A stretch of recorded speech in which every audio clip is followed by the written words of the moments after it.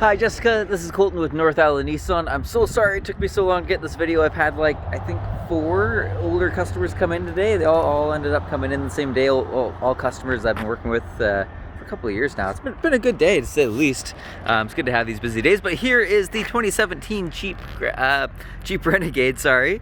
The other customer there that my coworker was working with, he is still out for lunch there. He wasn't quite sure what he wanted to do, and he didn't want to feel pressured into buying it, which is totally reasonable. So he stepped out for a little bit. He went to go grab lunch, but it's a very nice vehicle.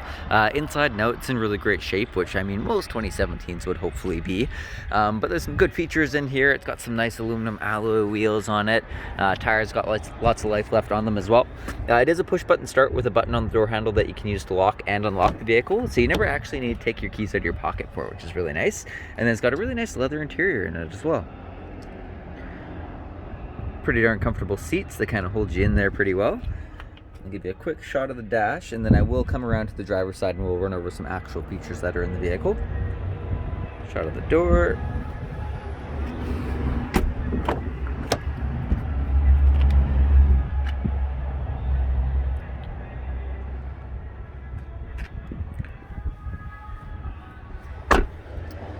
And the cargo area. Let's see where the handle for this guy is. I think it's down below. It is. There we go.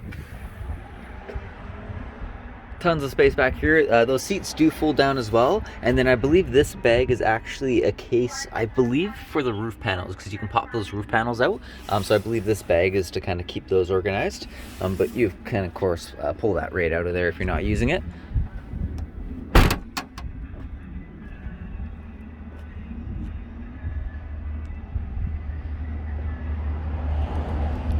Alright, and then going into the driver's side, again, there's that button to lock and unlock the vehicle on the door handle. We've got our power locks, windows, and mirrors all on the door there. And it is a power driver seat with a lumbar control. Just to the left of the steering wheel are headlights, and then there's your dash dimmer as well, so you can either brighten it up or dim it down. It is a push button start, so to start it, you put your foot on the brake and then hit that button right there. And that'll start it up for us.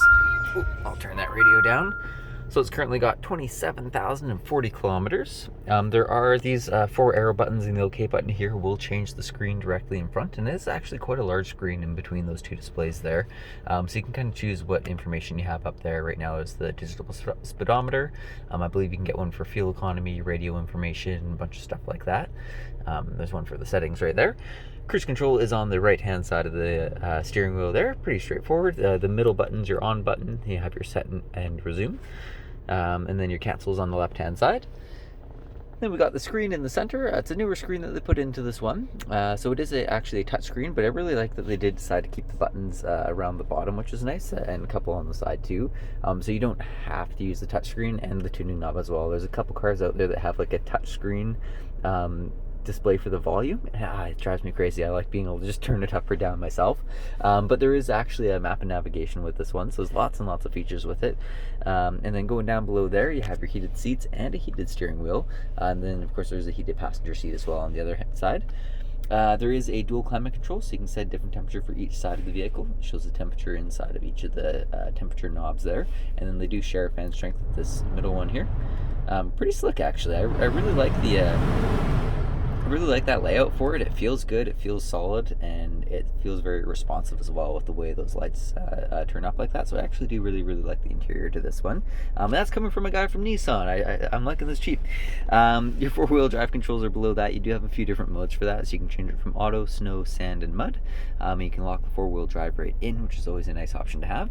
And then there's a couple phone plugins, so there's a USB port and an auxiliary port, and there's a 12-volt plug-in right there as well. Pretty standard for most vehicles. They did move to an electric parking brake with this one, so you can just pull that up to turn it on, and then as long as your foot is on the brake, you can push it down to turn it off. And then the gear shifter is also pretty straightforward, reverse, neutral, drive. And then if you push it towards yourself when you're in the driver's seat, you can shift it into a manual mode. Right there, you pull it down to shift up a gear and push it forward to shift down a gear. And so that's about everything. It's got some fancy looking cup holders there. It's got some nice trim around a lot of the vehicle, and even like around all the vents and everything over there.